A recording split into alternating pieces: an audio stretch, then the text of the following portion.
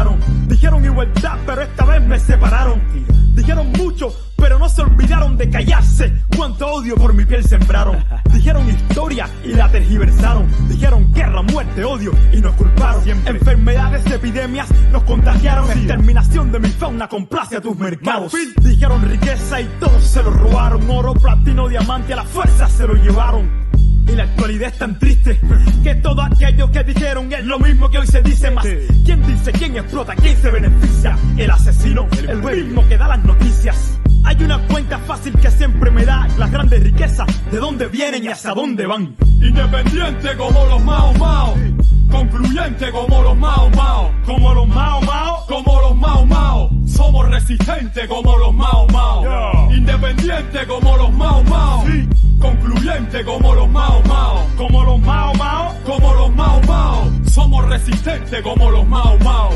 Nati Dre es afroresistencia, cultura ancestral, afrodescendencia, solidaridad. Esa es la esencia, la diáspora africana eleva la conciencia, conciencia negra, universal, progresista y transcultural. Negros y mestizos revolucionando, pueblos caribeños y africanos en un solo bando.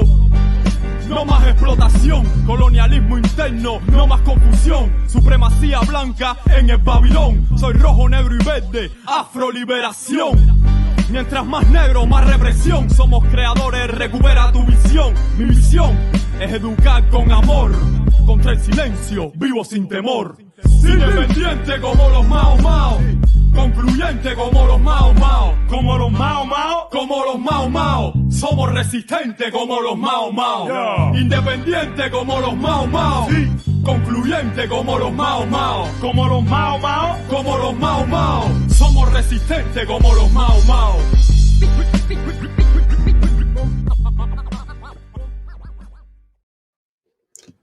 Yo, what's happening? It is Black August. Rise Up Morning Show. This is the Black August edition. Today is the first day of Black August, 45 years, the 45th year commemoration of Black August. And for folks who don't know what Black August is about paying homage to our political prisoners, specifically those particular political prisoners and martyrs in the California prison system. So we definitely want to say salute. I know that, over the years, folks have been coming with a little bit of everything for Black August, and we understand that. I know that folks say that Black August it represents this and it represents that. There are a number of different things that happen during the month of August, but it's not Black August. You know what I'm saying? Let me start with that. Black August is about our political prisoners. And again, there are 4 very important days during Black August, and those particular days are called flea days. And today happens to be one of them. A flea day is a day that we fast, and that we not only from food, but just negativity, for those particular days. So there's 4 flea days. Those are days that brothers were martyred. This day, today, Black August, August 1st, is a day that Katari Golden, one of the leaders in the movement, in the prison movement, one of the folks who came after Field Marshal George Jackson, he suffered a medical death today. In fact, it is because he's one of the main reasons that Black August was started. It actually started 1 year after his death. 1978, August 1st, Katari Golden became an ancestor, and Black August was commemorated outside the prison yards, outside the San Quentin prison yard, 1 year later by the Black August Organizer Committee, or what became the Black August Organizer Committee. Myself, I served as the East Coast coordinator for the Black August Organizer Committee beginning in 2004 under Shaka Tenen, our chairman, who is now an ancestor. So we say rise in power to our good brother Shaka Tenen, who I learned about Black August from.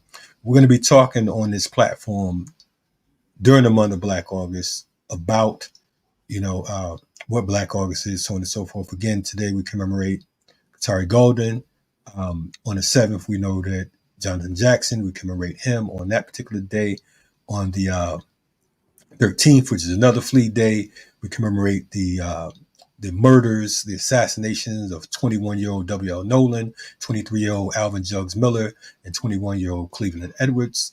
On the 21st, we commemorate the assassination of Field Marshal George Jackson. So we're going to get a little deeper into what all of that means as we go on. We're going to have some specials here on Black Power Media.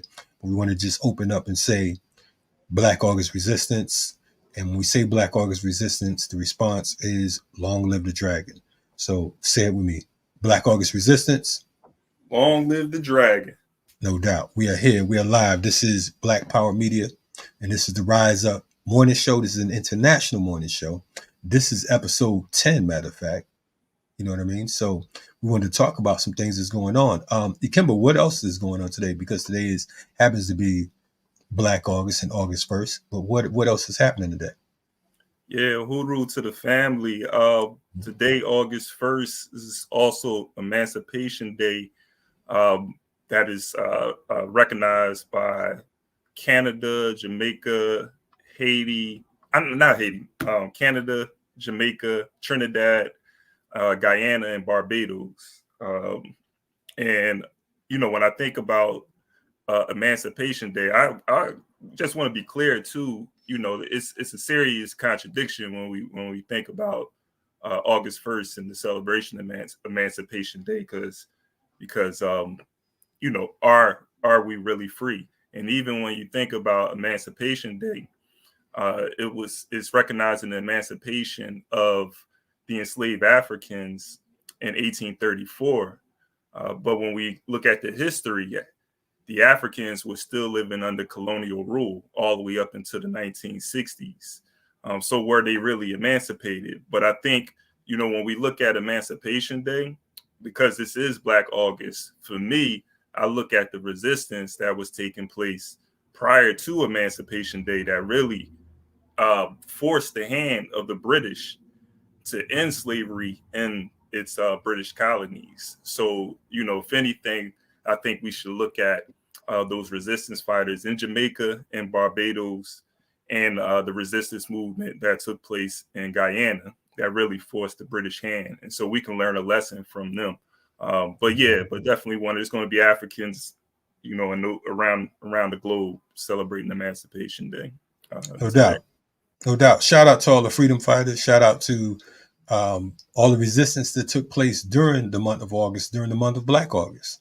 You know, we definitely appreciate, and by no means when we're breaking down what Black August means, it's not a knock saying, okay, well, we don't commemorate this, we don't commemorate that. We commemorate all the victories, and we remember the attacks and the assaults by this imperialist structure around the globe.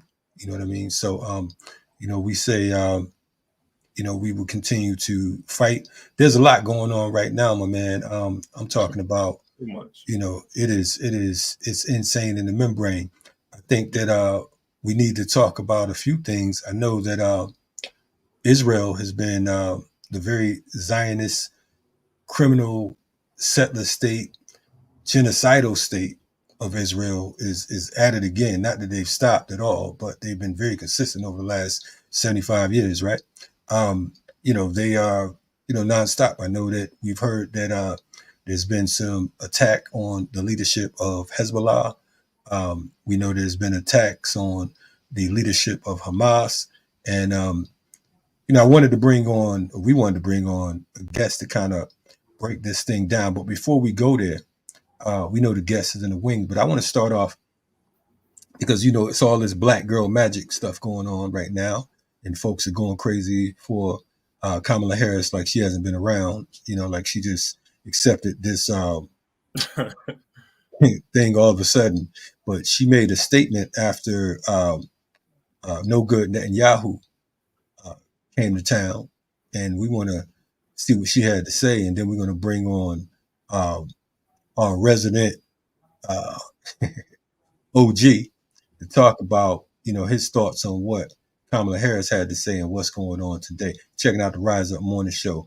Isaac in the background. Isaac, drop something on this, man. Let's see what your We vice have to president. go to Vice President Kamala Harris, who's speaking now after her meeting with Prime Minister Benjamin Netanyahu. Itself, including from Iran and Iran-backed militias such as Hamas and Hezbollah. From when I was a young girl collecting funds to plant trees for Israel, to my time in the United States Senate and now at the White House, I have had an unwavering commitment to the existence of the State of Israel, to its security, and to the people of Israel. I've said it many times, but it bears repeating. Israel has a right to defend itself, and how it does so matters. Hamas is a brutal terrorist organization. On October 7, Hamas triggered this war when it massacred 1,200 innocent people, including 44 Americans. Hamas has committed horrific acts of sexual violence and took 250 hostages. There are American citizens who remain captive in Gaza. Sagi Deko Hen, Hirsch Goldberg, Poland, Eddine Alexander, Keith Siegel, Omer Nutra, and the remains of American citizens Judy Weinstein, Gad Haggai, and Itai Hen are still being held in Gaza. I have met with the families of these American hostages multiple times now, and I've told them each time they are not alone, and I stand with them. And President Biden and I are working every day to bring them home. I also expressed with the Prime Minister my serious concern about the scale of human suffering in Gaza, including the death of far too many innocent civilians. And I made clear my serious concern about the dire humanitarian situation there, with over 2 million people facing high levels of food insecurity, and 500,000 people facing catastrophic levels of acute food insecurity. What has happened in Gaza over the past 9 months is devastating. The images of dead children and desperate, hungry people fleeing for safety, sometimes displaced for the second, third, or fourth time. We cannot look away in the face of these tragedies. We cannot allow ourselves to become numb to the suffering, and I will not be silent. Thanks to the leadership of our President, Joe Biden, there is a deal on the table for a ceasefire and a hostage deal. And it is important that we recall what the deal involves. The first phase of the deal would bring about a full ceasefire, including a withdrawal of the Israeli military from population centers in Gaza. In the second phase, the Israeli military would withdraw from Gaza entirely, and it would lead to a permanent end to the hostilities.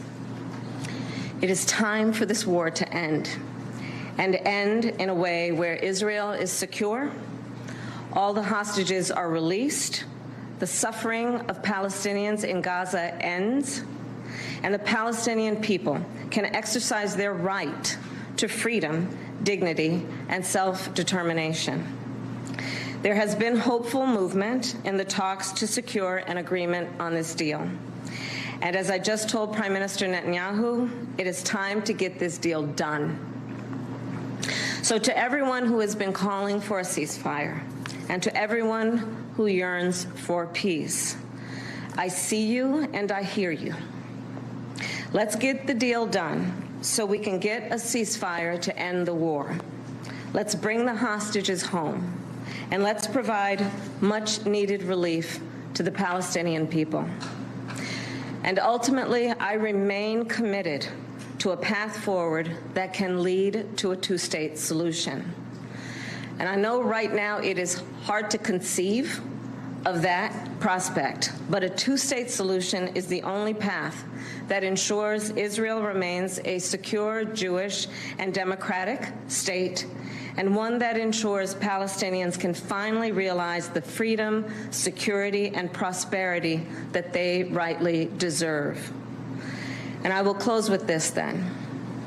It is important for the American people to remember the war in Gaza is not a binary issue.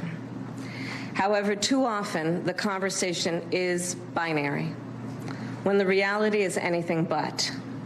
So I ask my fellow Americans to help encourage efforts to acknowledge the complexity, the nuance, and the history of the region. Let us all condemn terrorism and violence. Let us all do what we can to prevent the suffering of innocent civilians, and let us condemn anti-Semitism, Islamophobia, and hate of any kind. And let us work to unite our country. I thank you. Thanks for watching. Stay updated about breaking news. Wow. Got me over here scratching my head. I mean, I thought you was about to whip your hair back and forth like Will Smith's daughter. You know what I'm saying? It's insane in the membrane, man. This is where we are right now. This is what Kamala Harris had to say. We for this joint right here, man, I said, man, we gotta call in the big guns, man, because there's a lot going on. It's drone strikes, it's bombing, so on and so forth. So I want to bring on a brother who is no stranger to our platform. He actually was on our first Rise Up Morning show. This is number 10, so we feel like it's only right to bring him back again, start this joint over. We got our brother OG Dhoruba Bin Wahad in the building. DBW, what's happening, brother? We on mute.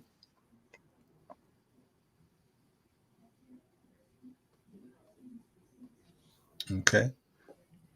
So yes. I know I'm on mute, brother. I'm trying not to say nothing.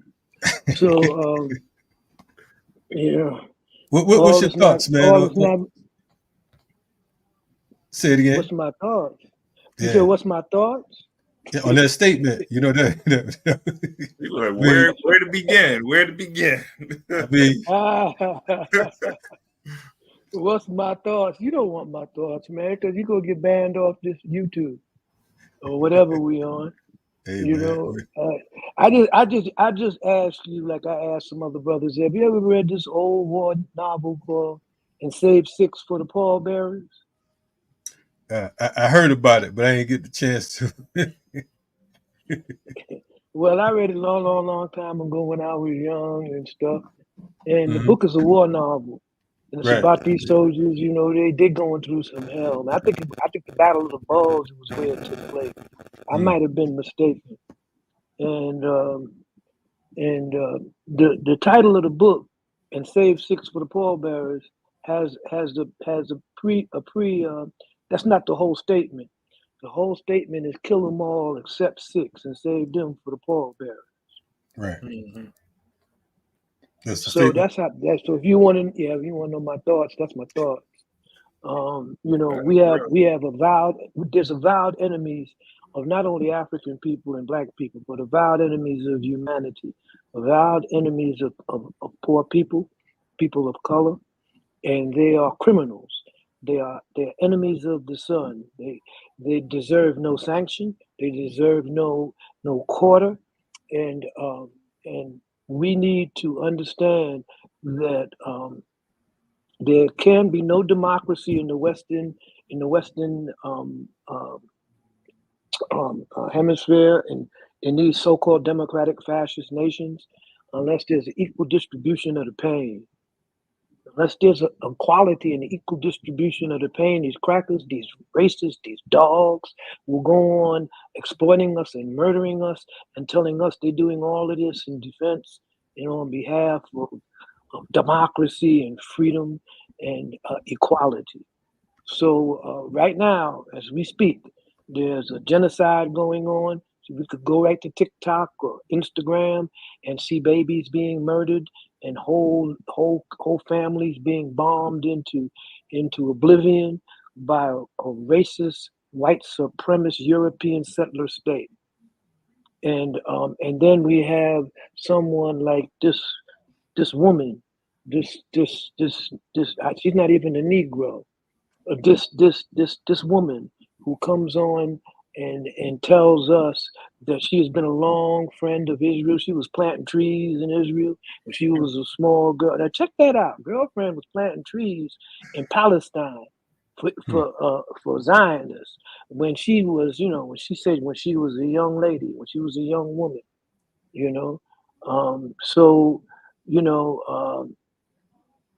we need to understand that our comprador class, these Negroes that we have, that's in Congress, that was standing up applauding the genocide of Palestinian people by this pig Netanyahu, this profane piece of dog offal, who's basically pushing the buttons on American foreign policy and on the U.S. intelligence agency. They were applauding. They had tears in their eyes, in support of this racist dog.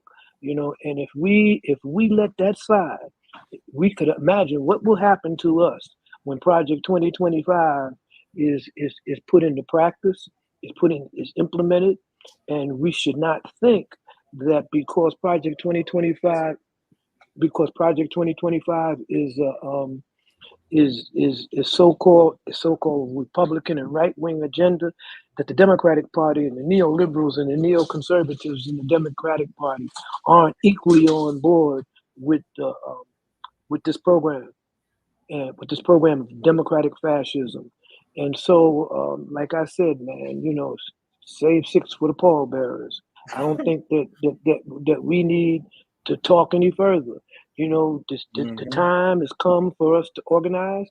The time has come for us to take control over our communities, because in the face of the white supremacist settler state and its armed agents in blue costumes, we are in for a long haul over the next 4 or 5 years. So I would think that in the next 10 or so days, the escalation of war in Western Asia will suck in many of the Western nations who are already at war in the Ukraine, who are already trying to establish a frontier, a base on the borders of Russia. We know that war is not going well for NATO, but NATO's in the Sahel, NATO's in Africa, NATO's in Asia, NATO's in the Western Pacific. Now you ask yourself, how does the North Atlantic Treaty Organization end up in the Sahel in Africa? And it's just these basic questions not even asked by people. And so I fear today that we will re-elect or reselect these Negroes like Jeffries and Meeks and these bootlickers like Jones. These are men who have betrayed not only their people, but they have betrayed humanity in their support of empire. And we should treat them as such. We should treat them as pariahs in our community. We should not allow them in our communities anymore. And we should deal with them as best we can at the ballot box.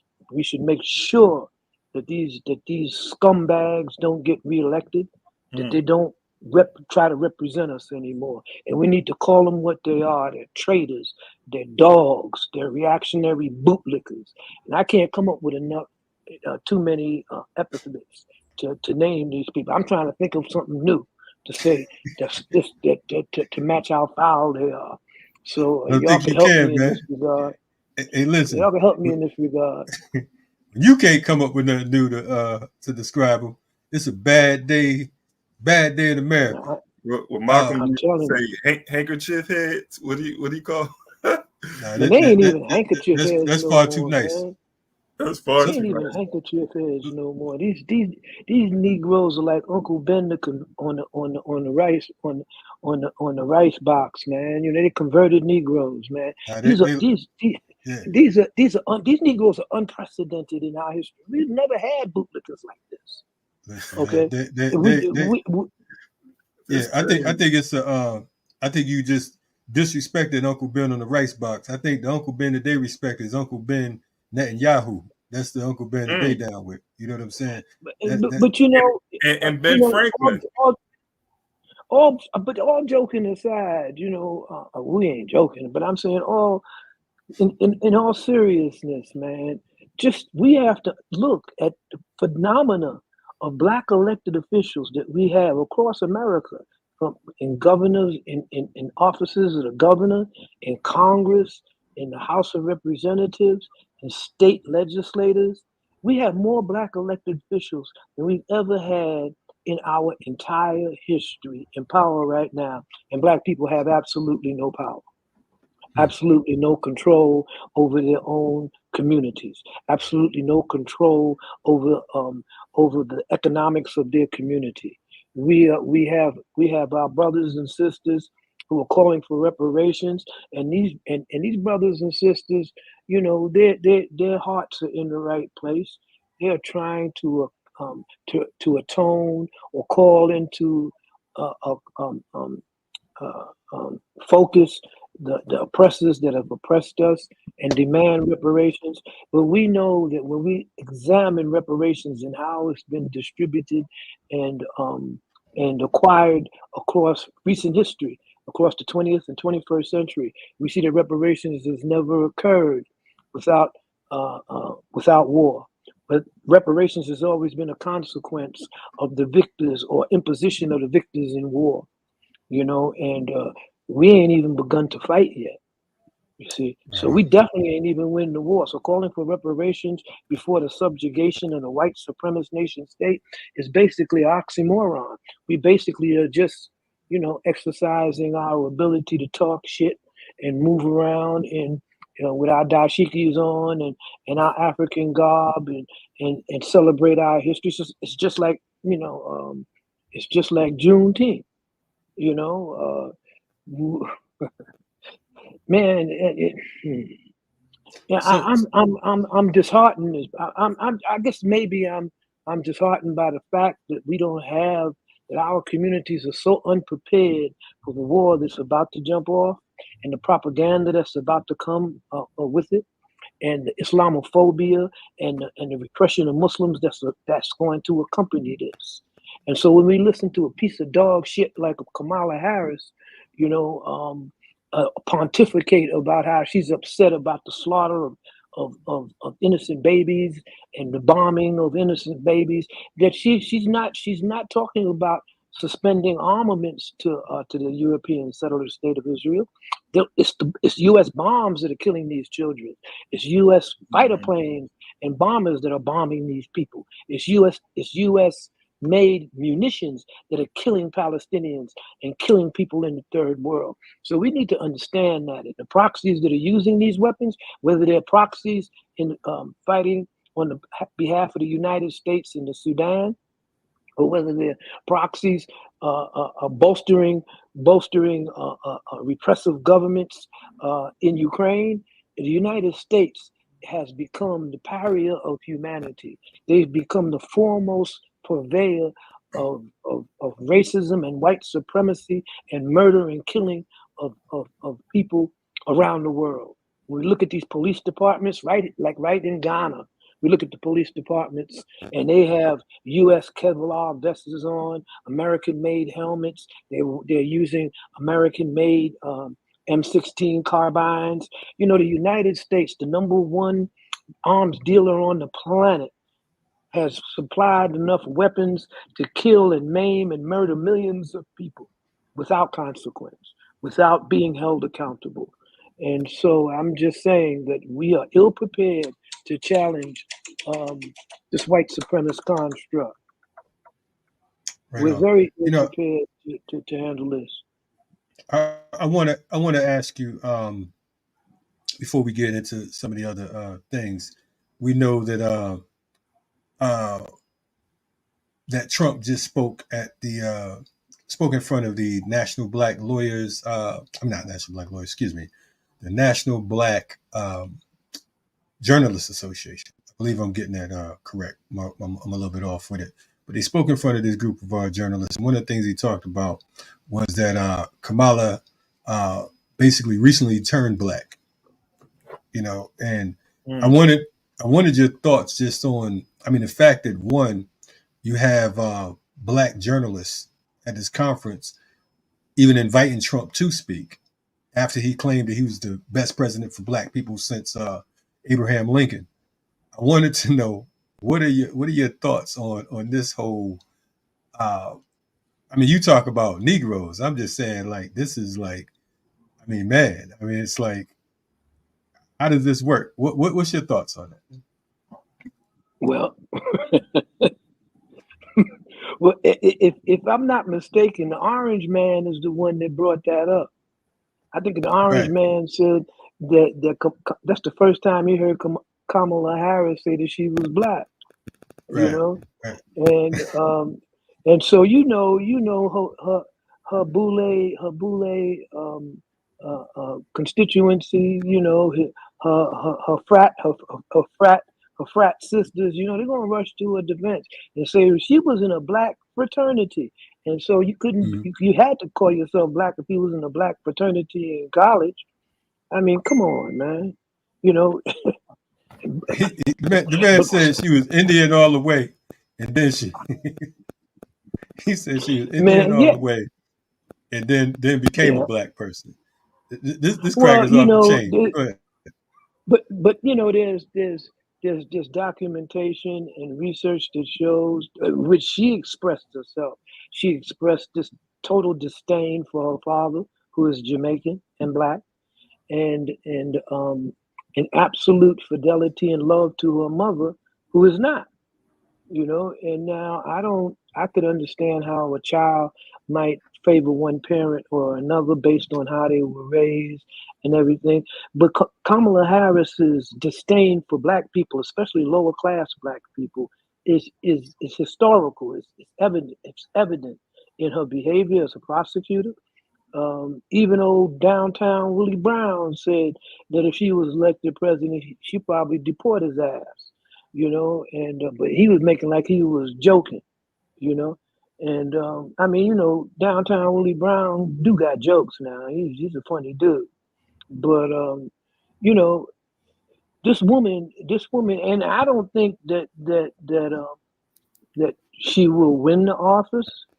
And if she does, she will be a handy tool in a nation state, but a racist nation state and its apparatus and its intelligence apparatus and military industrial complex, because she was a prosecutor that reveled and took pride in locking up black people, in maintaining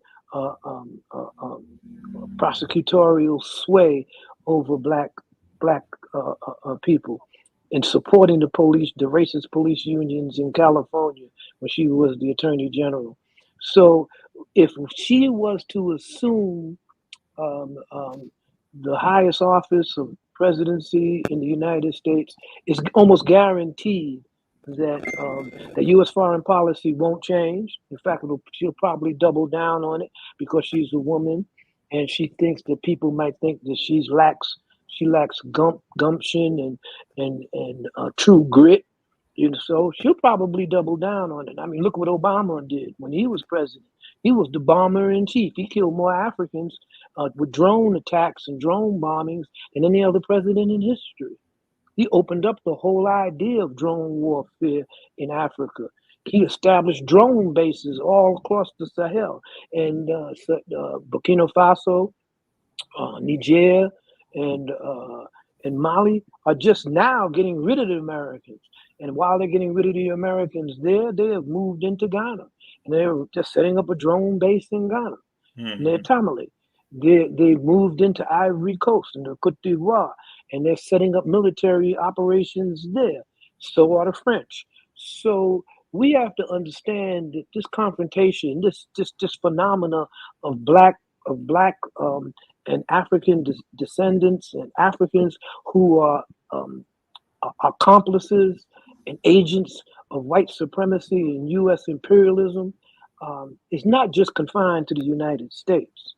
We look at Ruto in Kenya, who just a month or so ago was on the platform with Genocide Joe, and Kenya being declared by Genocide Joe to be a strategic ally of the United States, and Ruto reveling in this position, only to go home to find out that the young people in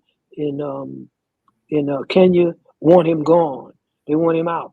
He has killed over 40, 50 students in demonstrations to have him removed. And so everywhere we look, the clouds of war are gathered. War is coming. Whether the United States will be pulled in to a broader conflict in Western Asia, it's a good possibility. We can't say that for sure at this moment, but you have to ask yourself, how does the Zionists claim to be negotiating in good faith in Oman, Jordan, for a settlement of the war and the atrocities in Gaza, and then they killed a major negotiator on the other side of the table? They assassinated the person that they're negotiating with. So yeah, let's talk about before they assassinated him, they wiped out his family. They killed his family. And right after they killed his family, they went and bombed the Iranian consulate in Syria, in Damascus. They went and bombed I don't know if you're hearing that static, but they went and bombed the Iranian consulate. They killed several people in the consulate, including high-ranking officials of the Iranian government. And the U.S., Britain, Germany, and its allies, and its allies in the United Nations, blocked sanctions and blocked a condemnation of this attack on an embassy, on a sovereign embassy. So we have to ask ourselves, when the chickens come home to roost, if the embassies of the United States are attacked and Americans killed in these embassies, I'm quite sure the United States is not going to look at that as something that they should veto in the United Nations Security Council. I'm quite sure they're going to scream bloody murder, and they're going to launch attacks against the so-called perpetrators of such violations of international law. The United States has already bombed Yemen. It's been bombing people in Iraq. It's got troops still in Iraq. It's bombed Syria. It's bombed in Libya.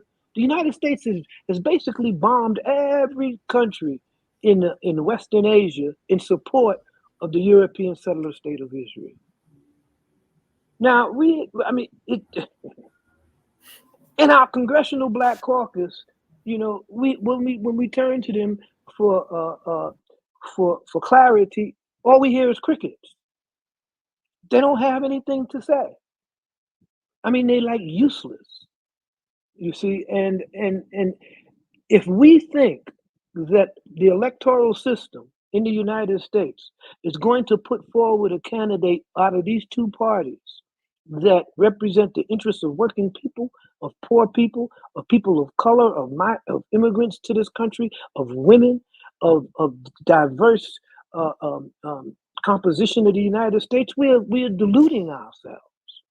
We're delusional. We have to understand that the United States has a built-in mechanism to ensure that the popular vote does not overturn the paradigms of power and economic control in the United States, and that's the Electoral College system. This is why the orange man could win the Electoral College system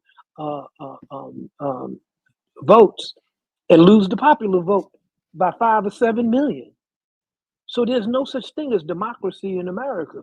And the so-called founding fathers that you were just commenting on, when you were talking about emancipation, and the so-called founding fathers put this Electoral College system into the electoral process to make sure that the rich and the property in each state were never threatened by a popular working class movement that will go to the polls and curtail their wealth and curtail their power. So the electoral college system is something that we have to really consider, either circumventing, neutralizing, or getting out of or legislating out of the process. Because with that electoral college system, all we have is democratic fascism in America.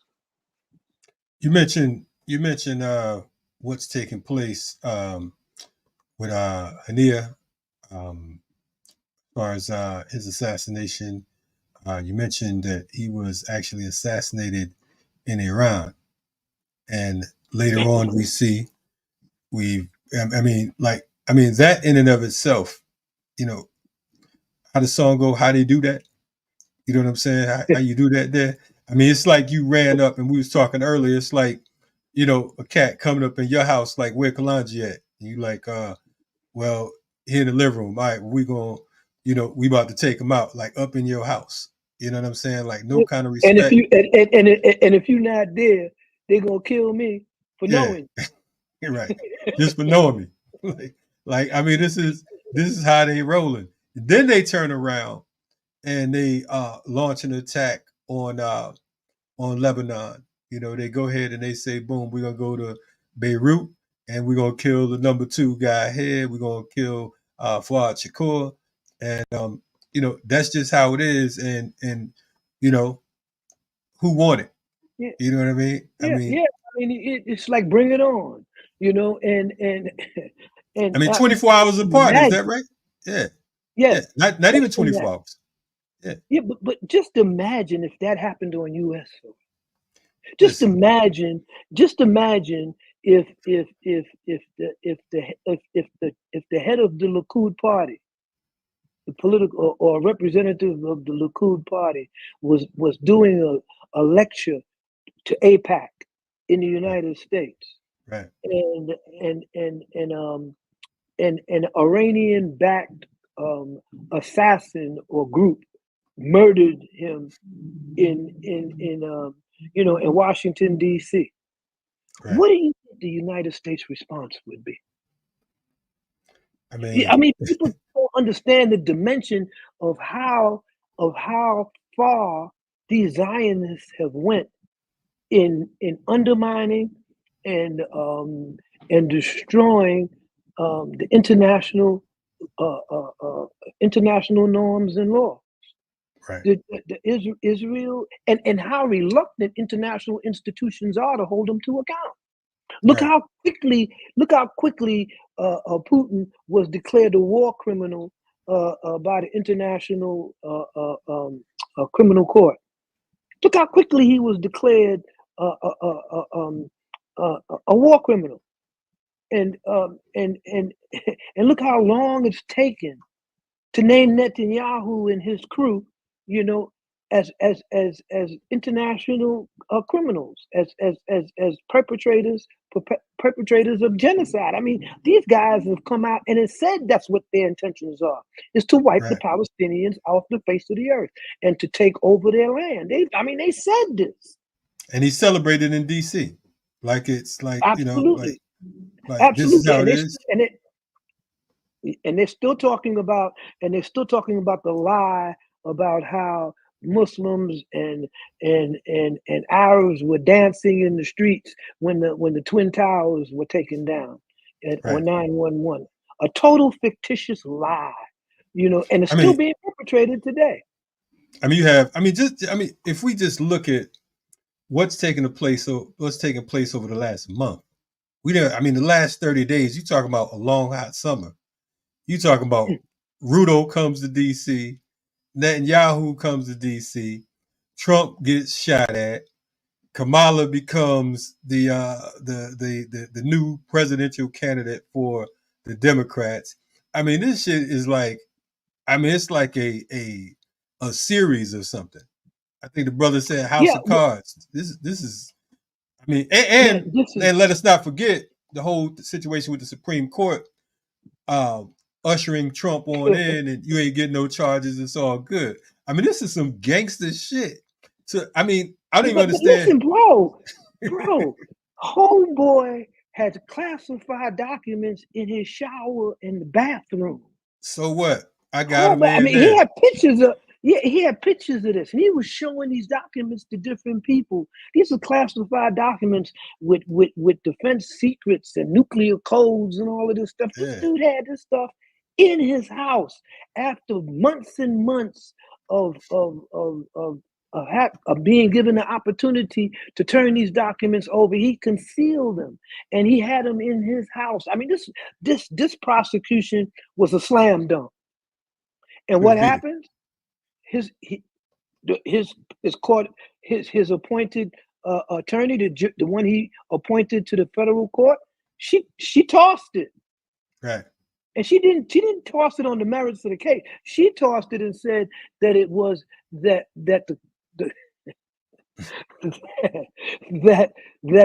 the Supreme Court had made it clear that the special counsel was not appointed according to congressional law, according to law.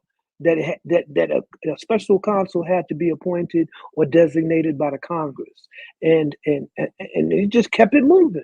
They tossed the case. This was 3 years after he had these crackers scaling the Capitol. You know what I'm saying? I mean, like, this is like, right.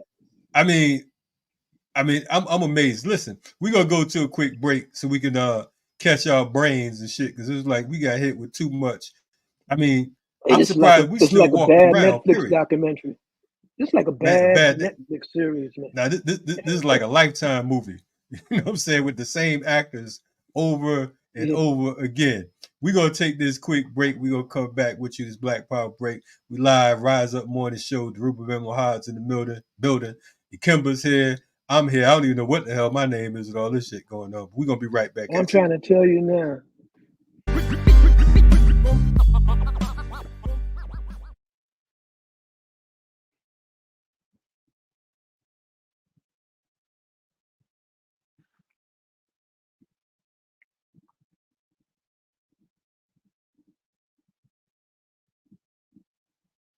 My mother, my father, sisters, my brother, Jasper. They were intended to familiarize them with the situation I was faced with here.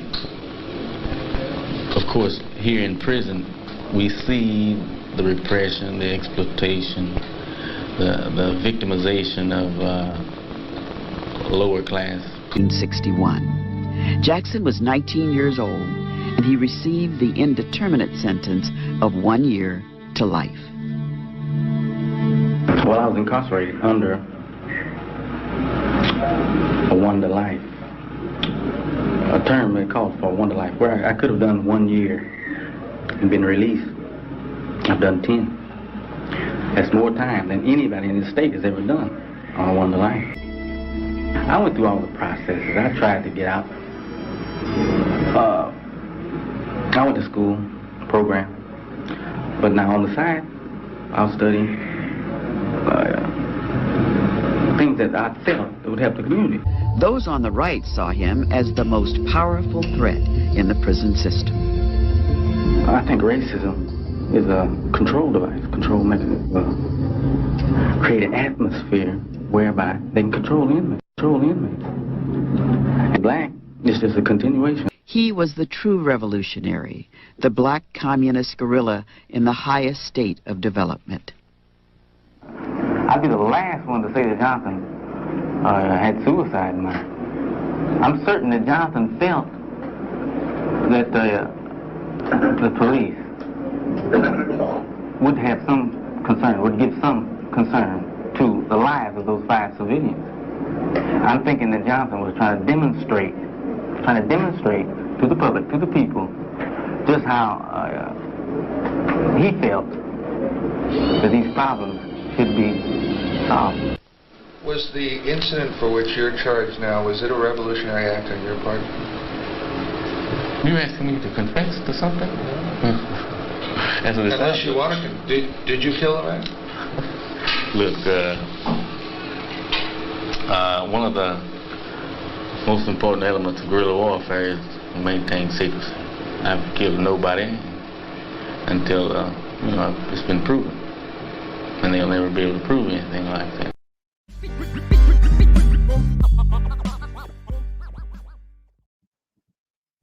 No doubt. That was Field Marshal George Jackson, for folks who aren't familiar. 53 years ago this month, August 21st, 1971, George Jackson was assassinated. Dhoruba,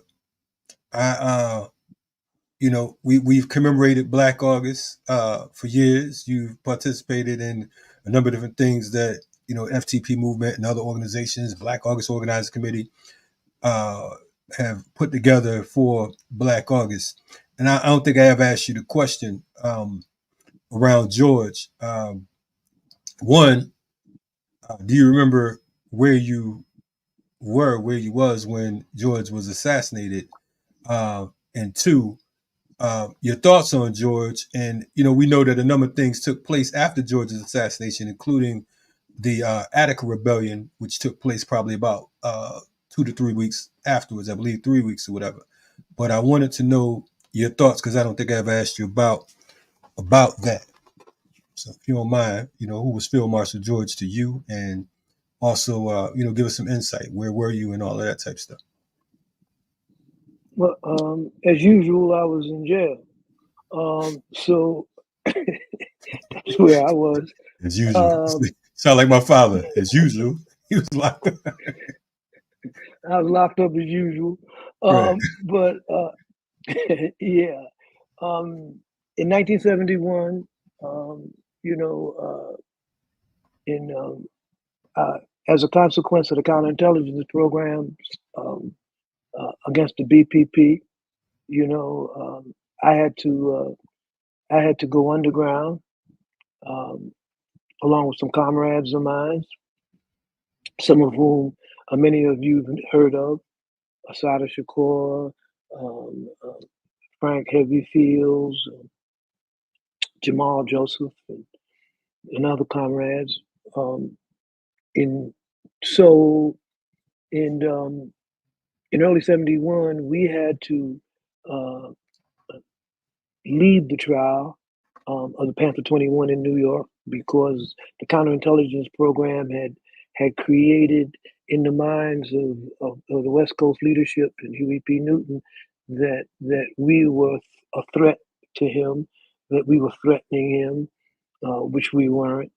And there was a division in the Black Panther Party in early '71 that culminated in the split in the Black Panther Party, and this split was, generally speaking, based on the fact that the West Coast of the Black Panther Party had moved to the right and had decided to engage in a covert criminal activity, and set themselves up to run for electoral positions in city government by deceiving the people in Oakland and in the Bay Area into believing that they were still the revolutionaries that people respected and admired and had given support to, when in fact they were not that at all. They were the forerunners of the poverty pimps that came and matriculated into what we see today as the Black misleadership class. Comrade George, who was in prison at the time, he was fed a lot of lies about the split in the Black Panther Party. So initially, he sided with Huey and the West Coast in regards to the split between the Black Panther Party and other chapters in the Midwest and on the East Coast. He later changed that position right before he was killed. He changed that position when he became aware of the information brought to him by BGF members who had went out into the streets, who were released from prison, and went to and tried to establish themselves as members of the BPP on the West Coast. I think there's a lot to be said about that, but I wouldn't really go into that right now. When we ask about George, we really have to appreciate the brilliance and determination and the courage of this man under those circumstances, and the contribution that he made to the prison movement and to the movement in general, the militant radical black movement. We don't really give props to the brothers and sisters who were in prison at that time. There was a vibrant prison movement across this country that was reflective of the black militant radical movements on the outside. Many young black men and women secured their political consciousness, became revolutionary in belief and in behavior as a consequence of the radical movements on the outside. So if we read Ori or Orasani Burton's Tip of the Spear, we would see that the United States government was afraid of the political prisoners like George Jackson, like the BLA political prisoners, myself included, and they initiated a psyops, a psychological operations to neutralize us, to kill us in prison, and to surveil our visitors and our families and our friends and neutralize them. This was under the federal government. This was called PRICE Act, Prison Activist Program. It followed the counterintelligence program and a number of anti-urban guerrilla warfare programs under the guise of criminal investigations surfaced after COINTELPRO was exposed in 1971. Some of those programs were Chesarob, which meant Chesamond robberies, because Assata Shakur was identified as a BLA soldier who was an inspiration to other BLA and armed formations. So they launched an investigation just to track her down. It was called Chesarob. And also another one that they launched after COINTELPRO was exposed was New Killing of police officers, and the prime candidates for these programs were former members of the Black Panther Party, especially those on the East Coast and in the Midwest. So the federal government under J. Edgar Hoover and the CIA had Operation Shamrock, and all of these covert operations were aimed at nullifying and neutralizing the capacity or the ability of Black people and Puerto Ricans and even white radicals from organizing themselves into formations that could hold the armed agents of the state accountable. And we see now today that the gloves are off. These agents of the state, they murder our people. They murdered the sister just recently for boiling water. Yeah, Massey. The sister Massey. Yes. And so they've been murdering and killing us, under the color of law ever since, with no consequence. No consequence. The police unions are certified as workers, as working class unions. The police are not workers. They're armed agents of the state, and therefore they have no right to be treated as workers. They could have associations, but unions, working class unions, I don't think so. But these unions have protected these cop killers. These unions have gotten attorneys for them, have gotten them off of these cases. I mean, it's only recently that the police are being held to any degree of accountability. And when they are held to some degree of accountability, their crime and their murders is so egregious and videotaped that there's no other consequence but to find them guilty. If there wasn't a video of this murder of this sister a few weeks ago, that cop would have got off. Yeah. He would have beat that case. They were saying it was a suicide. Yeah, that's what they initially called them. They would have said that she had a pot of boiling lye and tried to throw it on the police officer, and he had to defend himself. And They would have told a whole bunch of lies. And see, this is one of the things that people don't understand, that when the Black Liberation Army was on the scene, the police didn't get away with that. It didn't matter whether the criminal was the exact one, but his partners, his homeboys, you know, they had to pay attention, you know, and this is what happens when the people don't understand that colonization and usurpation of their human rights under international law provides for them to engage in armed resistance, in armed struggle. People look at Hamas as, going by the U.S. definition, as just a terrorist organization. You understand? They just out to kill and rape and murder people for no reason whatsoever. You see, they just like out there. But in fact, under international law, people whose land and territory are occupied have amongst their a repertoire of resistance, armed resistance. They can engage in armed struggle, whether they are wearing a uniform or not. So people don't understand that the Palestinian people, that the resistance movements, and it's not just the Al-Quds Brigade, it's not just Hamas. There are a number of other organizations and formations who are also engaged in resisting the Zionist occupation and murder of their people. So this is all within international law.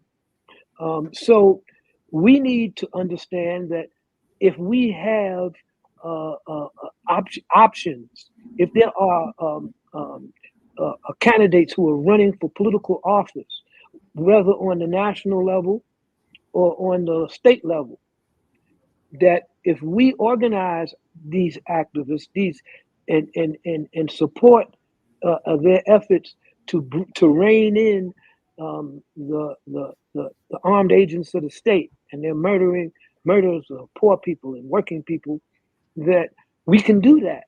We can do that legally. We could put referendums on the ballot in urban enclaves to have the public safety decentralized, to have for community control of public safety. You know, I want to ask you. Go ahead. I'm sorry. Go ahead. So I'm saying that one of the values of having the campaigns of Claudia de la Cruz and Cornel West and Jill Stein, one of the advantages right now in this very crucial historical moment is that there are people, there are movements, there are ideas and organizations that people can turn to as an alternative to the two wings of the fascist vulture that we call electoral politics in America. And we need to hold them accountable. We need to hold the Cornell West and the Jill Steins and the Claudias accountable to the community. They want to be accountable to the community. And one way to be accountable is to put on the ballot decentralization of police and community control of public safety. Wherever they are on the ballots, that should be one of the buttons we should be able to push, that we want decentralization and community control of law enforcement. And this is something that we could achieve on the state level. We may not achieve it on the national level, but we could achieve it on the state level. But none of these ideas are being pushed by anyone other than a few of us. This whole idea of community control of police, has been put on referendum, and the police unions have managed to skirt responsibility in implementing this by establishing community civilian complaint review boards that are totally toothless, that have no power, that cannot hold the police accountable for their actions. So we need to understand that we can control on the state level, on the local level, the police in our community. And if we don't have elected officials, whether they're Ross Baraka in Newark, who's running for mayor of New Jersey. Good luck, homeboy. Running for mayor of New Jersey, you know, he can just by fiat establish community policing districts under the rule or the control of the community, and so we are shooting right past the basic things that we can do with local politics when we are all embroiled in the national spectacle of a Kamala Harris, you know, talking out both sides of the neck at the same time, talking about how, you know, she can't, that we shouldn't turn our back on the murders and the genocide being committed in Gaza, and at the same time talking about how she planted flowers in Israel. Come on, man. You know, I mean, it's absurd. This is absurd that we even entertain something like this, given this woman's track record. And you know, like, go ahead, brother. No, just you know, to Baba Dhoruba's point, just the way that they describe too, like the narrative they put out in regards to Israel and the violence that they're committing.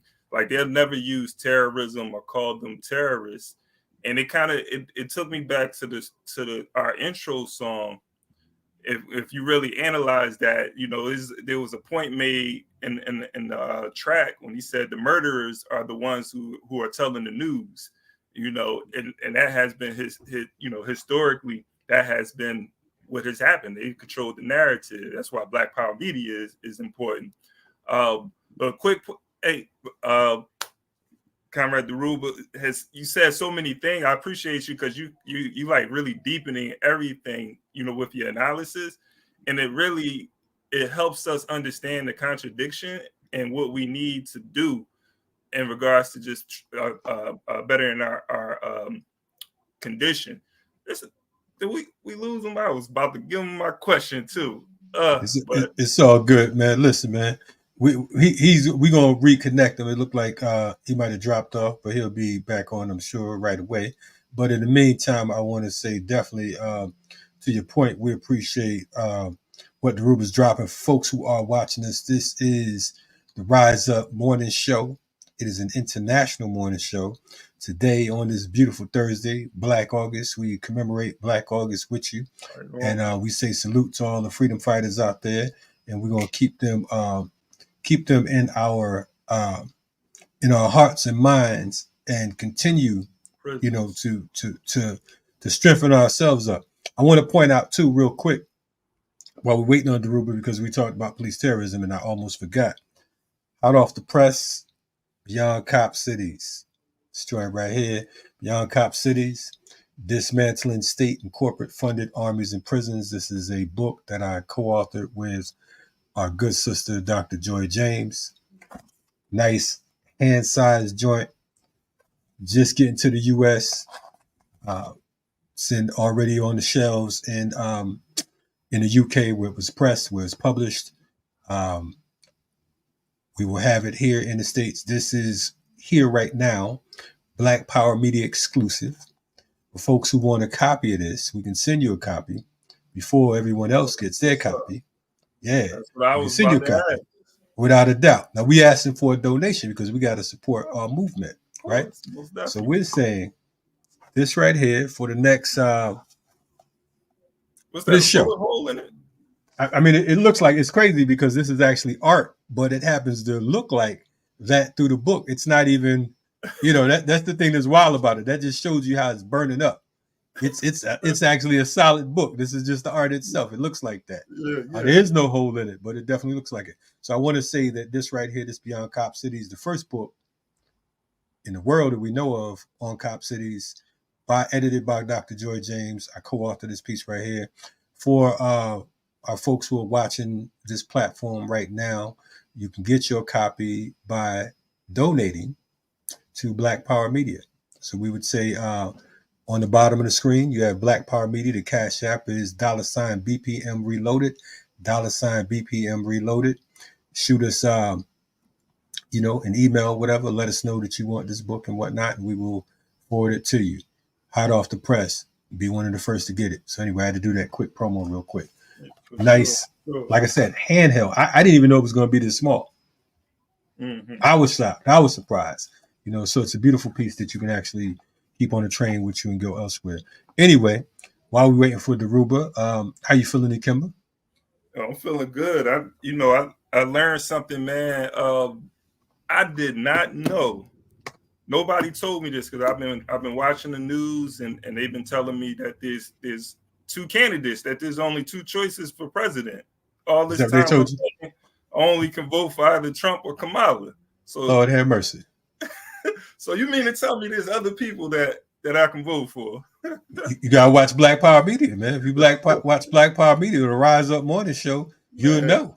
Because we actually had one of the candidates on yesterday. One of the candidates we know. With the cool, okay. Yeah, brother had a cool gray afro. He's been rocking for a while and whatnot. He mentioned something that our brother Isaac loved. He talked about he said his church and his Jesus deniggerizes. You know what I'm saying? So we gonna definitely gotta, you gotta learn about how to deniggerize. Shout out to Dr. Cornell West on his deniggerize mission. You know what I'm saying? So, we don't know what that's all about, how you do it, but how you do that there. Yeah. Apparently he knows. But Comrade Dhoruba, man, he was getting into the electoral politics, the electoral college, I should say. And the how problematic that is, and he's talking about the other choices, making sure that we when we go into the ballot box that we are making educated decisions. Mm-hmm. But it also has me thinking, because there are other choices, what do we need to do? Like if the Democratic Party and the Republican Party haven't been the answer, and we know they're not the answer, and there's other candidates, how do we prepare 4 years from now, when there's a Cornell or someone else that's running that is trying to represent our interests, right? How do we organize the people? How do we organize millions of people to say, hey, the Democratic and Republican Party isn't the answer. I'm going with this candidate right here. And that's part of what we were talking about when we was talking about building a united front against fascism. And of course, since folks aren't hip to what, some folks run amok and they thought that we were saying, okay, boom, that the politicians going to save us, so on and so forth. But as Cornell West made clear yesterday, no, we're not saying that they're going to be the leadership. But what can happen with folks like Dr. West and Dr. Stein and Claudia De La Cruz is that,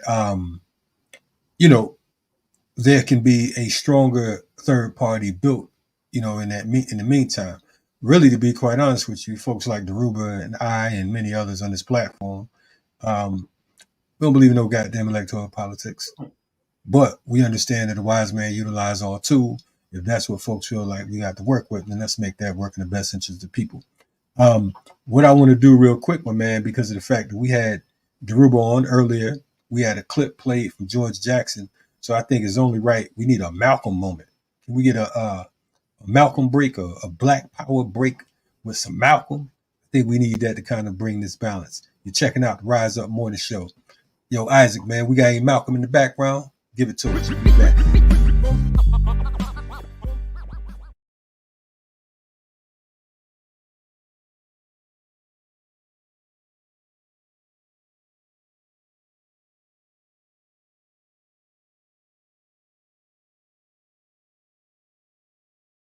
In a nation where they will not be judged by the color of their skin, but by the content of their character. I have a dream today. I must confess that that dream that I had that day has at many points turned into a nightmare. Now, I'm not one to lose hope. I keep on hoping. I still have faith in the future. But I've had to analyze many things over the last few years, and I would say over the last few months. I've gone through a lot of soul-searching and agonizing moments, and I've come to see that we have many more difficult days ahead, and some of the old optimism was a little superficial, and now it must be tempered with a solid realism. And I think the realistic fact is that we still have a long, long way to go, and that we are involved in a war on Asian soil, which, if not checked and stopped, can poison the very soul of our nation. I'm not going to say that all of our problems will be solved if the war in Vietnam is ended, but I do say that the war makes it infinitely more difficult to deal with these problems. When a nation becomes obsessed with the guns of war, it loses its social perspective, and programs of social uplift suffer. This is just a fact of history, so that we do face many more difficulties as a result of the war. It's much more difficult to really arouse a conscience during a time of war. There is something about a war like this that makes people insensitive. It dulls the conscience. It strengthens the forces of reaction, and it brings into being bitterness and hatred and violence. I think the biggest problem now is that we got our gains over the last 12 years at bargain rate, so to speak. It didn't cost the nation anything. In fact, it helped the economic side of the nation to integrate lunch counters and public accommodations. It didn't cost the nation anything to get the right to vote established. Now we are confronting issues that cannot be solved without costing the nation billions of dollars. Now, I think this is where we're getting our greatest resistance. They may put it on many other things, but we can't get rid of slums and poverty without it costing the nation something. I feel that nonviolence is really the only way that we can follow, because violence is just so self-defeating. A riot ends up creating many more problems for the Negro community than it solves. You can, through violence, burn down a building, but you can't establish justice. You can murder a murderer, but you can't murder through violence. You can murder a hater, but you can't murder hate. And what we are trying to get rid of is hate and injustice and all of these other things that continue the long night of man's inhumanity to man. When we allow freedom reign, when we let it reign from every village and every hamlet, from every state and every city, we will be able to speed up that day when all of God's children, black men and white men, Jews and Gentiles, Protestants and Catholics, will be able to join hands and sing in the words of the old Negro spiritual, free at last, thank God Almighty, we are free at last.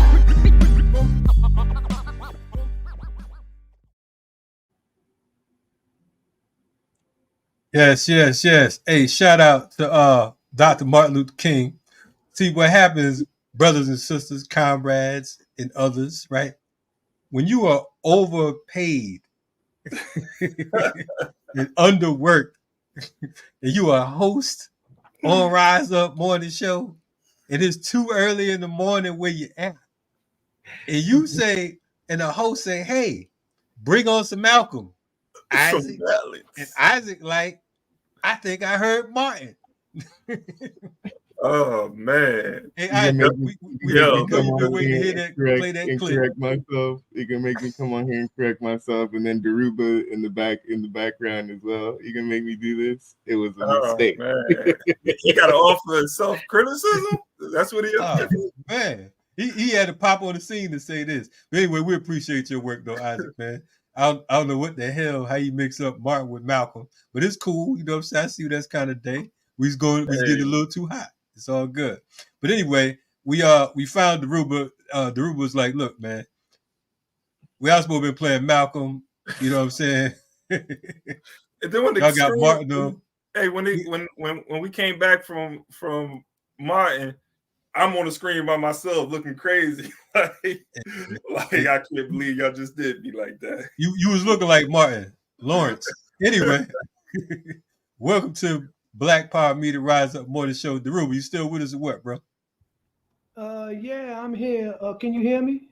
Yeah, we hear you. We see you too, man. Look like you looking down. Y'all sound like y'all whispering to me. But if you can hear me, it's all good. I'm sorry about that. My computer died.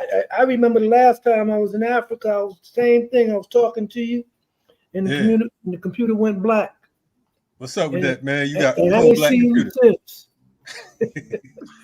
You ain't seen me since. Well, you coded in the right, man. Apologize. I apologize for that to you and your audience. It's all good. I should have tried to take a break and plug this in, so it wouldn't have broke up like that. But I'm glad you could hear me, because I could barely hear you guys. Okay. And I got the volume up. Okay. You got your headphones. Okay. I didn't catch what you were saying in the interim while I was gone. Yeah. So basically we was talking about, I think Ikemba was saying something, but we were kind of, and I think we was on the same page. I was talking about really making the connection between, because you talked about what's going on with this current police state here in the U.S. We talked about, you mentioned Sonia Massey, the sister who was murdered by police in Illinois. I actually was pulling up an article where her mother had talked about, I believe her mother may have called 911 for mental health crisis days before police shot her. And one of the things that they talked about was when she called, she said, "I don't want you guys to hurt her." She said she feared that police would send out someone who was prejudiced. And, as we know that, her daughter was murdered by this racist piece of shit cop in Illinois. I wanted to make the connection because I know that we're doing a number of different things around, fighting police terrorism. We talked about the National United Front Against Fascism. We worked on the National Coalition to Combat Police Terrorism. I wanted to make the connection between the militarized police here in the United States and what's going on over in Palestine. What would you have to say about that? Is there a connection, or are we just just reaching right now? Well, there's definitely a connection. There's always been a connection. When the first communique, the Black Liberation Army came out in June of 1971, I believe, May of 1971. The chief of police was on vacation. The chief of detectives, or the head of the detective unit of the NYPD in Boise, was on vacation in Israel. That the NYPD since 1971 had an office in Tel Aviv. There's always been collaboration between Shin Beth, the domestic version, the FBI version of federal police in Israel. There's always been a direct connection between them and U.S. law enforcement. They train together. They have traded, how can you say it, trade secrets with each other, and they've engaged in similar activities. I mean, after 9/11, this escalated between major law enforcement intelligence units and SWAT teams, and training with the IDF and training with Israeli police. The upcoming top city symposium that are about to happen, Black August, in a few days, will emphasize this, will show this to be, not just some type of, a conspiracy theory, but in fact, the U.S. has shared law enforcement techniques, intelligence with the European settler state of Israel. They've always done that, so it's not just a question that the political action committees, the Zionist political action committees in the U.S., it's not just their infecting the political process, the electoral process in the United States. They also had a hand in maintaining the domestic colonization of African people in the United States. They have always had this connection. And it's not just in the United States. The Israeli intelligence and police forces are involved in many African countries, training law enforcement in Africa, in Ghana, in Kenya,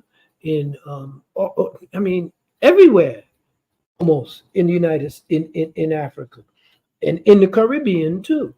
So the footprint of these racist dogs and their intelligence units and their police law enforcement apparatus, their collusion with our people's oppressors and those who are killing us in the Black community is something that is a matter of record, and it needs to be exposed. It needs to be talked about. This is not no conspiracy theory, you see. So, I mean, Kamala Harris was just on the you just showed Kamala Harris's statements about how there were several Americans that were being held hostage in Gaza, and that Americans were some of the casualties of the October 7th jailbreak, and so we need to ask ourselves, how is that possible? And that's possible because Israel offers thousands of dollars in stipend for Americans who have dual citizenship to come and settle in Palestine, to take the land of the Palestinians and it's not and the homes of Palestinians and settle there. It's no coincidence that many Israeli leaders have American accents. The military have American accents. So this dual citizenship facade is contrasted by the fact that it's almost impossible for an African to even get a visa to the United States nowadays. The process is so laborious and so convoluted and so difficult that very few Africans, unless they're in law enforcement or they have some value to the state, can get a visa to the United States, even to study, even an educational visa. Whereas if you have a Ukrainian refugee that wanted a visa and entrance into the U.S., he'll get it probably in 24 hours. You see, so the discrimination that Africans face in coming to the United States is matched by how law enforcement in the United States undermines the institutions and the apparatus of government in third world nations in the global South. And so why would we think that the United States military and police, who are involved in training these repressive regimes, they were training the death squads in Argentina and Brazil, they trained gusanos to undermine the Cuban Revolution. They tried to overthrow Maduro and Chavez before him, and these were these coups and these covert assassination attempts were carried out in part by law enforcement personnel, by people who were trained by the United States law enforcement. And so this is no secret. And we're delusional if we think that the Israelis can run the U.S. electoral system, can influence the U.S. politics, and they don't influence the law enforcement establishment in the U.S. and train with them and have infiltrated them and used them. It's the same thing that happened in Iraq. Correctional officers were given special types of assignments in Iraq to run Abu Ghraib, the prison that was renowned for torturing Iraqis. Some of these individuals, and again, I refer to Ori Burton's book, Tip of the Spear, where we could see the collusion between U.S. law enforcement and the military and the law enforcement agencies of so-called client states and allies of the United States. So this is clear. You know, I mean, when I went to speak in Vienna at the University of Vienna about 2 years ago, 2.5, 3 years ago, you know, when I landed and I was scheduled to speak, my presentation was canceled. And I was told I couldn't speak on the campus. I couldn't speak to the students. And the reason why was because they received a letter or information from APAC in the United States and other agencies that I advocated the killing of police officers, and that I labeled Israel a European settler state. I mean, I don't see no contradiction in that. They approved, and that's what they are. But anyway, that's what they said. So that made me anti-Semitic. And I just want to point out something, that the Palestinians are Semitic people. Right. And Zionism that is eliminating them and destroying them is anti-Semitic. Yeah, they're not even Semites. Huh? Ukraine, they come from Germany, they come from Europe. Yeah. Ashkenazi pigs, that's where they come from. So now when you call them pigs, they're going to tell you that you're anti-Semitic, but they're white boys. Right. They're Europeans. They're not Semites. All right. So, you know, the way that the establishment and the system tries to conflate anti-Zionism, which is a racist settler ideology, with anti-Judaism, which is a reprehensible hatred of people because of their religion and because of their background and religion, are two different things.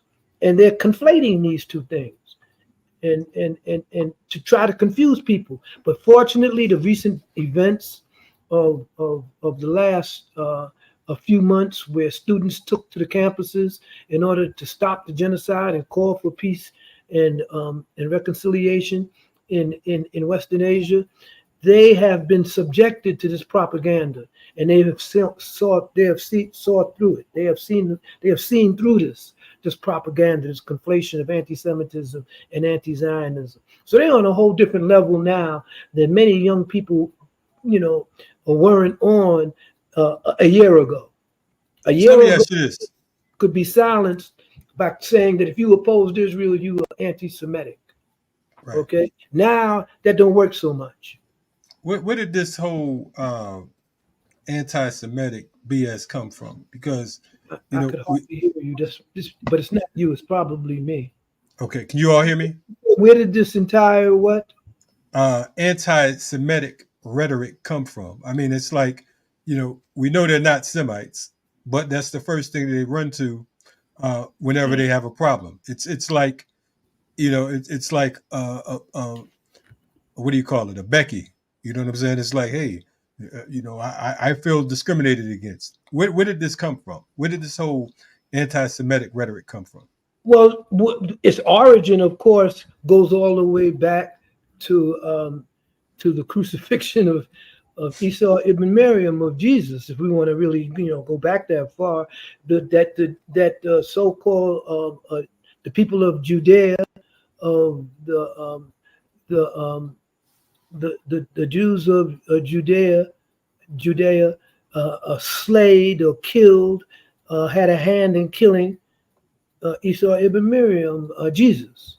And so the Europeans who were Christian, who adopted Christianity, always looked at the people of the Torah, the people from Judea, the Jews who were dispersed from there, as murderers, as the assassins of Jesus Christ, who, of course, the Christians portray as the Son of God, as superhuman. And so that's where it begins. And then if we move up in history and we go to after the fall of the Byzantine Empire and the rise of the European nation states, we see that the pogroms that were carried out against Ashkenazi Jews was carried out against them on a systematic basis for centuries in Europe. They were persecuted, they were murdered, they were demonized by Europeans, by Germans, by Italians. The whole gamut of Europe persecuted these people, and so the folly, of course, was that the Ashkenazi Jews of Europe, believed in their nationalism that they were Germans as well as Jews. They believed that they were British as well as Jews. They believed all of these. They believed in the nationalistic, jingoistic rhetoric of the post-empire world of Europe in the early 1920s, as the European empires began to rearrange themselves and change. So all of this so-called anti-Semitism begins there. And if we really want to go to the heart of it, it begins with the Inquisition in Spain in 1493 and 94, when the Muslims in Andalusia, the Moors were defeated and conquered, and the Spaniards under Isabella and Ferdinand and all of them took over the Iberian Peninsula, took over Spain. This was a process, but the Inquisition that was carried out, this pogrom that was carried out against all of those who did not believe in the dogma of the Christian church, and so they were burned at the stake. The Jews who were in Spain, who had lived in peace and harmony under the Muslims, were persecuted. The Sephardic Jews who look like you and me, that were from North Africa, they were purged and ran out of Spain.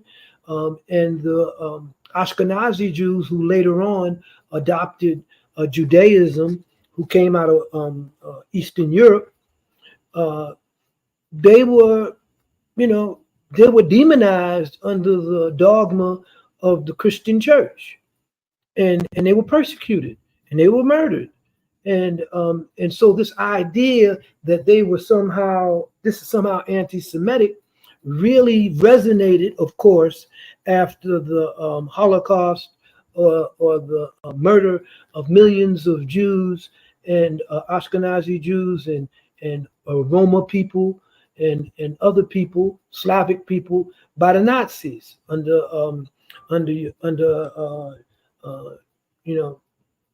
that short dude Adolf, that piece of shit.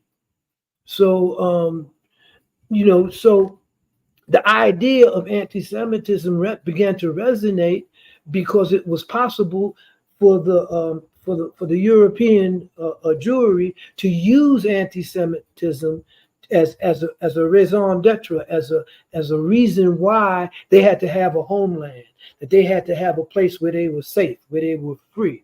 And the fact of the matter is that they, after the Balfour Agreement, it was basically understood that the UN, that the League of Nations mandate that was Palestine, that was given to the British after World War I, was the spot, was the place where they were to go and establish a state. You see, so this is very important for us to understand that that this whole idea of anti-Semitism of the European Jewry being Semites was a contrived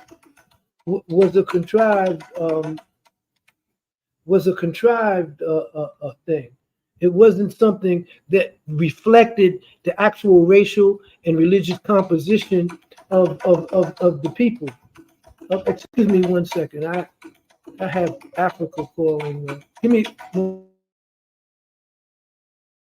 We're going to go to this quick Black Power break. We're going to let Dhoruba get his phone, and we're going to see if Isaac know how to find Malcolm, and we're going to be right back at you in a few ticks. Let's go, Black Power B.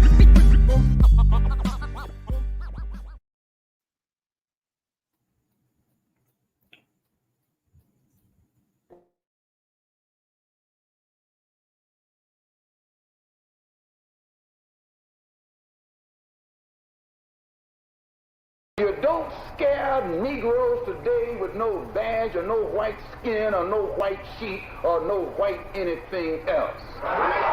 The police the same way.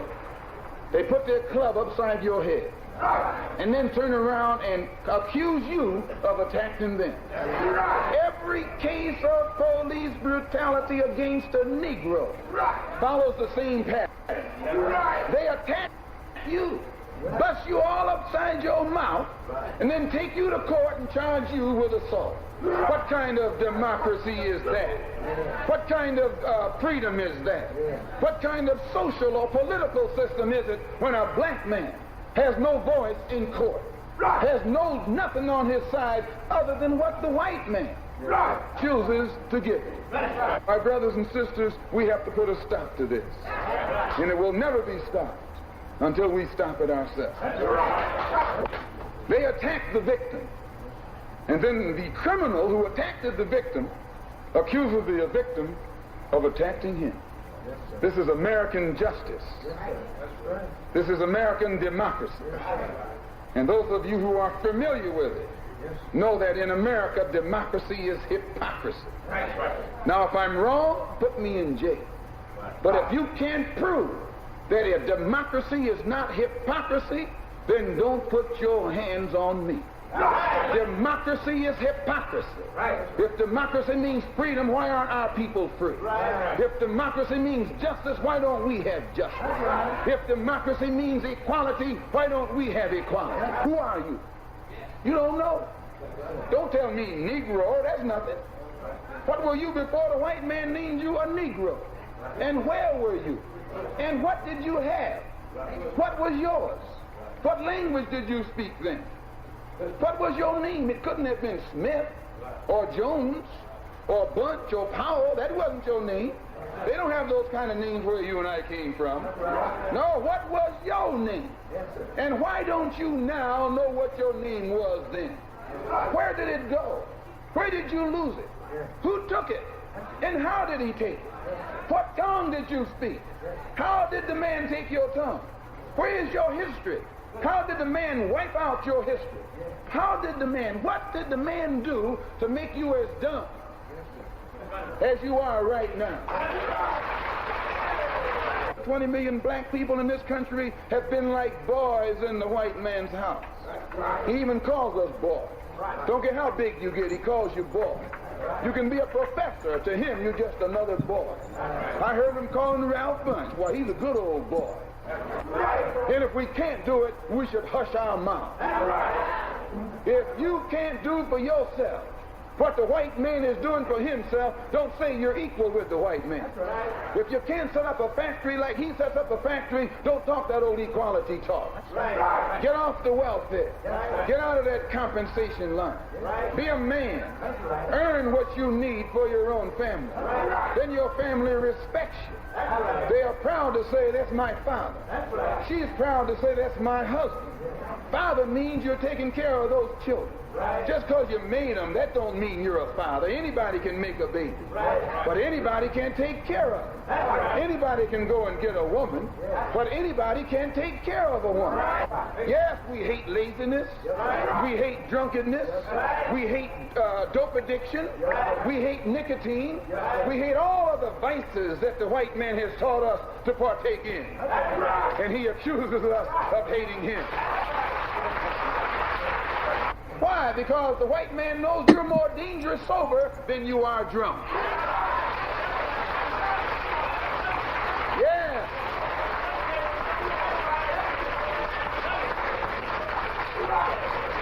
You are more dangerous sober than you are drunk. He's not worrying about no dancing, singing, clowning Negro. He's worried about you when you stop dancing, when you stop singing, when you stop clowning and start thinking. Then he gets worried. And you should keep him worried. What's happening? We are live and direct. That was the man of the hour, Malcolm. You know what I'm saying? And Malcolm, he laid it out so hardcore. And just listening to Malcolm, you know, just on so many levels. And he talks about, you know, Negroes singing and dancing and whatnot. And I kind of thought about this piece I just saw. I know that Kamala Harris was in Atlanta with Megan Thee Stallion. And, you know, I found this photo and I'm like, this is what, you know, this is the reality of today. You know what I'm saying? This is what's going on. So we go from checking out Malcolm to this is Megan and the individual that you want to be the leader of the free world. So I just wanted to share that with you all real quick.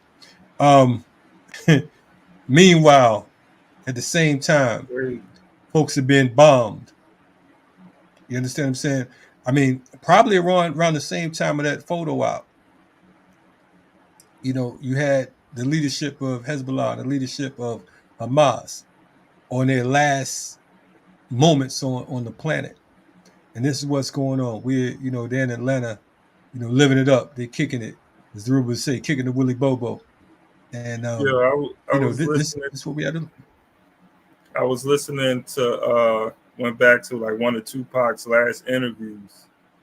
And he was talking about in 4 years, at the time, politicians wasn't paying attention to hip hop artists. Definitely wasn't recruiting them, you know, to help them garner votes. But Tupac said, "I guarantee you, in 4 years, if I'm still alive, I'm gonna be sitting at that table." And he was saying in the sense that, you know, he's going to the table to tell them this is what the black community want, right? But when we look at these artists today, they're not even asking for nothing. All right. They just want a picture. Let me stick my tongue out next to you. You know what I'm saying? This is what we got to work with. They ain't coming with no demand. You know, that's why Tupac, the only artist I respect, man. Nobody's saying anything about Palestine. You don't hear no artists talking about Sonia Macy. Honestly, the white boy Macklemore, he did say something about Palestine. So, you know, we got to give him credit where it's due. Yeah, I mean, shit. I mean, what you gonna do? You know what I'm saying? It is what it is. I guess we take. I mean, you have your homeboy. What's his name? He's Palestinian. DJ Khaled. Yeah. You can't. I mean, you wouldn't even know he was Palestinian. He ain't said nothing.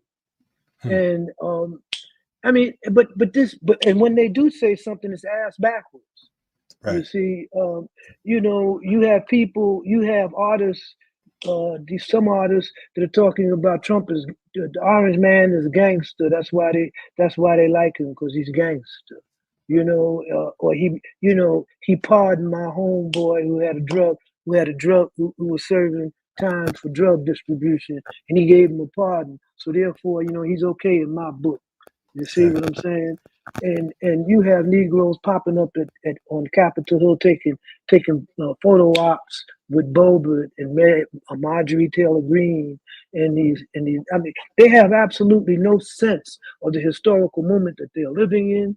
Or I mean, so they're sports figures, and we should not look to basketball players or football players as our political leaders, because white folks don't go to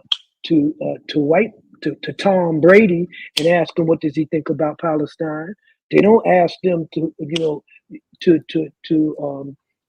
explain a white supremacy and to explain suffering working class folks, or why Make America Great Again is a racist, reactionary, jingoistic movement. You know, they don't ask them that. You see, only when they inadvertently say something arguably racist or reactionary do they get in the newspapers and they have to walk it back, or they have to explain themselves. But we got black folks, man, in sports figures. I mean, rather than say that, I'm not that I'm not that aware or up on all of the events that are happening in Western Asia right now, but I do support, this particular movement and these particular people who are fighting, for justice for the Palestinians. I feel that that's the right thing to do. So if you really want to have more input and detail about that, don't ask me, talk to them, you see. But that's not what happens. The public, the notoriety, the money that comes with this notoriety, inflates their ego and their sense of self to believe that their opinions are opinions that they should share with the with the media, and not understanding really that the medium is the message. I mean, if we live in a global village, the medium is the message. So when you go on NBC, what you're saying is going in the will be in the context of the question that NBC asks and how NBC spins what you say, and they could spin it any way they want. So we're just the victims of our own exceptionalism. And when I say that exceptionalism, I don't necessarily mean that in a positive way. Our sojourn in America, our history in the United States is unique. We are a domestic colony for all intents and purposes, inside of inside of a nation state. There's no other so-called, quote, minority population that has endured and went through the struggles and the history that we have endured and created. So it's very problematical when we are still talking about the first black this, the first black that. We're still on first blacks. The first doctor, the first black, first black astronaut, the first black, the first black to get killed in space. So all of this stuff, we're still on that. And we don't understand what that signifies. That this is a white supremacist construct. And this white supremacist construct has undergone certain reforms and certain revisions in order to maintain the hegemonic power of the ruling elite, of those who control the politics and economics and foreign policies of this country. So if we don't understand our condition, and that our condition is basically that as a subjugated people, and that our mere presence in the United States is a testament of war. We are in a state of war, of perpetual war. And what is war? War is politics is the continuation of politics by violent means. And just as politics is the continuation of war by nonviolent means or by other means other than violence. So we are subjected to the politics of war. This is why look at all of the times that the government decides to crack down on something that impacts the livelihood and the conditions of the Black community. There's the war on crime. There's the war on drugs. There's the war on poverty. Notice that war is always used to fight these particular malignant manifestations in this country. And so we need to really understand what the European settler nation is, hiding behind. I mean, it's a Kamala Harris and these knuckleheads talking about hate and racism has no place in America. If it don't have any place on this planet, it's in America. America was founded on race and hate, you see, and the Puritans, they wasn't loving the native people. They took their land. That wasn't about love, you see. Hatred has a home in the United States, and unfortunately, our departed brother, Dr. King, tried to ameliorate this hate with love, and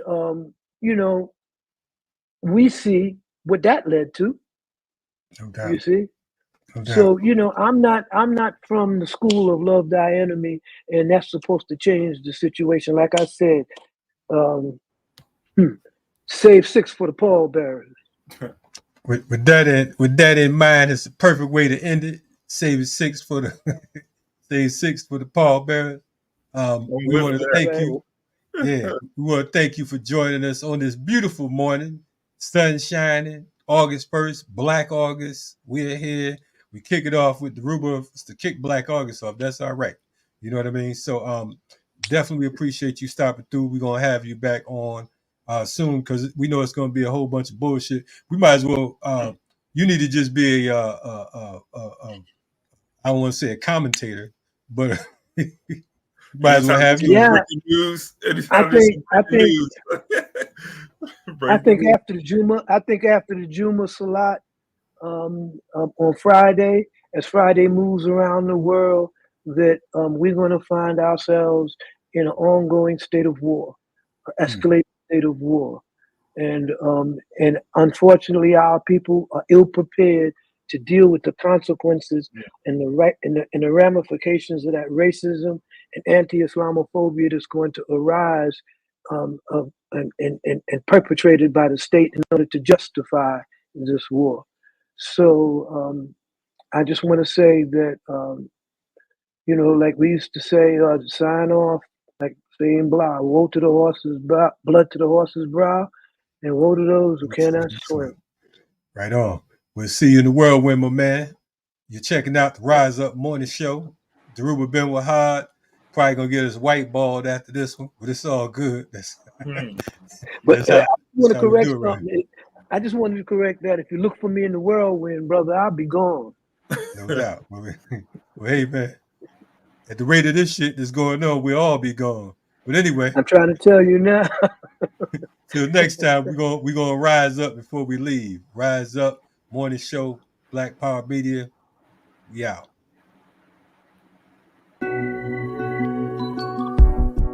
Sometimes the riot is a quiet one, where the battle is to love yourself and function in society, where voices of reason are muted by anxiety, like gaining notoriety is selling your soul. So we tend to go no deeper than the shallow water level, trying to keep us overhead in the face of all the slurs and the stares, mentally frozen, paralyzed by fear of failure and success. So we lock, stock, barrel, running while it's crumbling. All these towers and they're babbling, but the baby's in the bath and the stash under the bed, on my head spinning from the circles and the puppets and the strings that they pull. Then we move.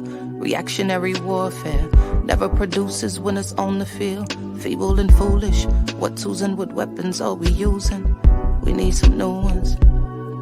Real revolution, it's real solutions. What we've taken on the ways of the ones who conquer with their guns and religion and division. Got my inner me looking like my enemy. Real revolution, where my inner me really a mirror for the galaxy. New time, brand new paradigms, new contracts to sign. They thought that this would all be televised, though it's happening right before our very eyes. It's on the inside, with their guns cocked. When that rock drops, standing on the rooftop, praying that the mountaintop can live inside the valley. People tell me the reward is somewhere off in heaven, like heaven's only in the sky. Like chariots are swinging, like God is something separate from yourself, from your wealth, from your lover, from your neighbor. Oh, your savior is coming in your own name, coming with the face the same. Real revolution, it's real solutions. Where we've taken on the ways of the ones who conquer with their guns and religion and division. Got my inner me looking like my enemy. Real revolution, where my enemy is really a mirror for the galaxy.